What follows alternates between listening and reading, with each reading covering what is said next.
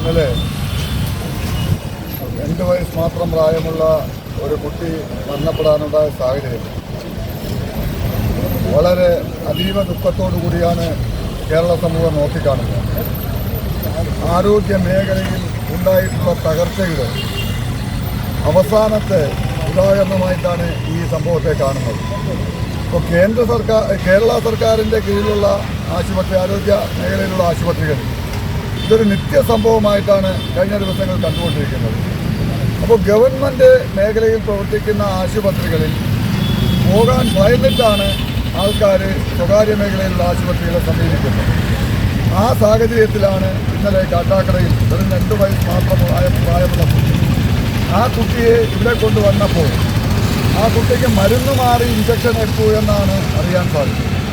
അപ്പോൾ സ്വാഭാവികമായും ഇന്ന് ആരോഗ്യ മേഖലയിൽ കേരളത്തിലെ ഒരു ആശുപത്രിയിലും പാവപ്പെട്ട ജനങ്ങൾക്ക് ചികിത്സ തേടി എത്താൻ പറ്റാത്ത സാഹചര്യമാണ്. ഇവിടെ ഇത് ആദ്യത്തെ സംഭവമല്ല. കഴിഞ്ഞ ഒരാഴ്ച മുന്നേ ആര്യനാട് പ്രദേശത്തെ ഒരു യുവാവ് ആക്സിഡൻ്റായി ഇവിടെ എത്തിച്ച സമയത്ത് 1.5 മണിക്കൂർ യാതൊരു ചികിത്സയും കൊടുക്കാതെ ആ യുവാവിനെ ഈ ആശുപത്രിയിൽ കിടത്തിയിരുന്നു എന്നാണ് അറിയാൻ സാധിച്ചത്. ഈ ഓരോ സംഭവങ്ങൾ വരുമ്പോഴാണ് പുതിയ പുതിയ സംഭവങ്ങളുടെ ചുരുള അഴിയുന്നത്.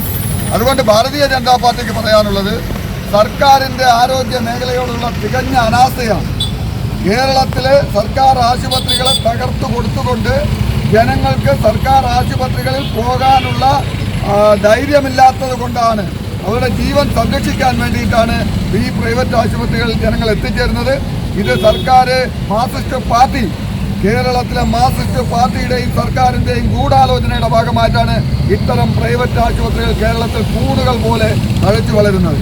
പാവപ്പെട്ട ഒരു കുരുന്നു കുട്ടിയുടെ ജീവനാണ് ഇവിടെ നഷ്ടപ്പെട്ടു പോയിരിക്കുന്നത്.